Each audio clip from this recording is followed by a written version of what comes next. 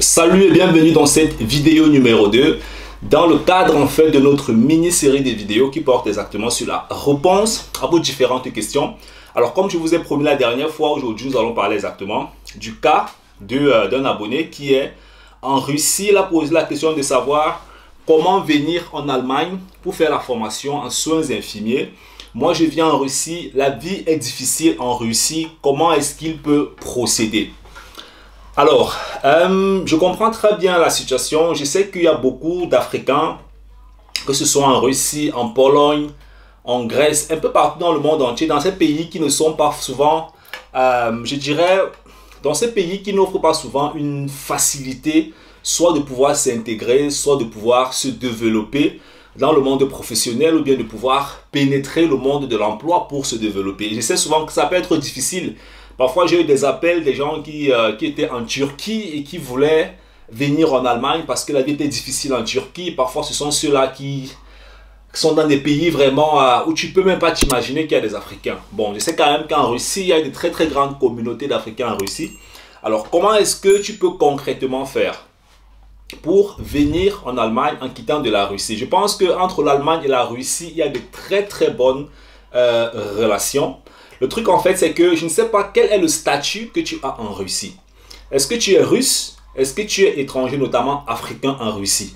Ça sont des choses en fait qu'il faut comprendre. Si tu es russe, d'accord, entre l'Allemagne et la Russie, il y a certaines conventions politiques en termes de papier, en termes de liberté de circulation des citoyens. Peut-être en passant par ce genre de convention, tu peux venir en Allemagne. Mais si tu es étranger, tu es africain et que tu veux venir en Allemagne et que tu vis en Russie, alors ça veut sûrement dire que ton titre de séjour n'est pas, ou bien peut te poser un certain problème, un certain frein. Alors la première chose en fait, ce sera de savoir, de trouver un correspondant en Allemagne, d'accord? Un correspondant en Allemagne qui va analyser ta situation et qui va te dire comment est-ce que tu peux procéder. Dans le pays où tu es, va par exemple à l'ambassade de l'Allemagne en Russie, au consulat de l'Allemagne en Russie, et puis renseigne-toi quelles sont les conditions que un Africain vivant en Russie doit remplir pour venir faire les soins infirmiers en Allemagne. Alors je pense que pour toi qui viens en Russie, ça devrait normalement être facile parce que tu es déjà hors de l'Afrique en fait.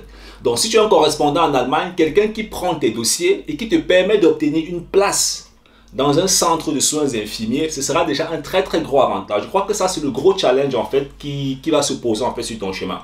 De trouver un correspondant qui va te permettre d'obtenir une place dans un centre de soins infirmiers en Allemagne. Le deuxième challenge, en fait, ce sera que tu partes dans l'administration qui représente l'Allemagne en Russie, qui est dans tes environs. Je ne sais pas si c'est dans la capitale à Moscou, ou bien peu importe où tu te situes là-bas géographiquement.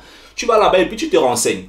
Tu te renseignes, tu dis, ok, je vais venir en Allemagne faire la formation en soins infirmiers. Il y a sûrement un service de voyage, bien un truc comme ça pour les voyages, bien, enfin tu comprends ce que je veux dire quoi.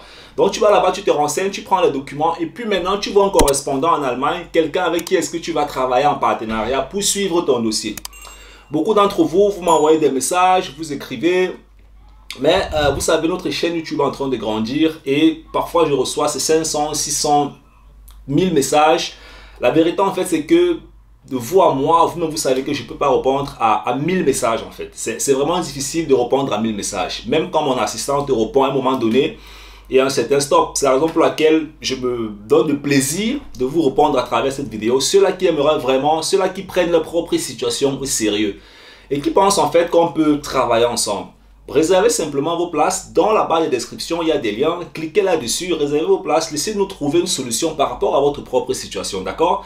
Je pense que c'est comme ça vraiment que vous aurez en fin de compte, à travers le processus que vous voulez adopter, vous saurez vraiment à un moment donné si ça vaut la peine de continuer ou pas. Parce que c'est bien beau, je peux vous faire de très bonnes vidéos, je vous informe, je vous donne des renseignements, ainsi de suite. Mais la vérité en fait c'est que ça reste toujours un peu généralisé sur une thématique, d'accord? Parce qu'en même temps on n'a pas le temps pour répondre à 1000 emails. On va faire des vidéos comme ça, on va lire les emails et puis on va faire des vidéos qui vont répondre en fait à des questions de manière générale. Alors maintenant si vous dites ok bon voilà, je suis vraiment engagé, je veux vraiment aller un peu plus loin. Alors c'est très simple, dans la barre de description, vous avez des liens, vous avez votre place et puis on va travailler un peu plus en profondeur. On va voir quelle est la stratégie qu'on peut mettre en place, quels sont les moyens qu'on peut utiliser qui vont vous permettre en fait en fin de compte de savoir, ok, ça vaut la peine de continuer ou ça vaut pas la peine de continuer. Bon, j'espère qu'on peut se comprendre à ce niveau.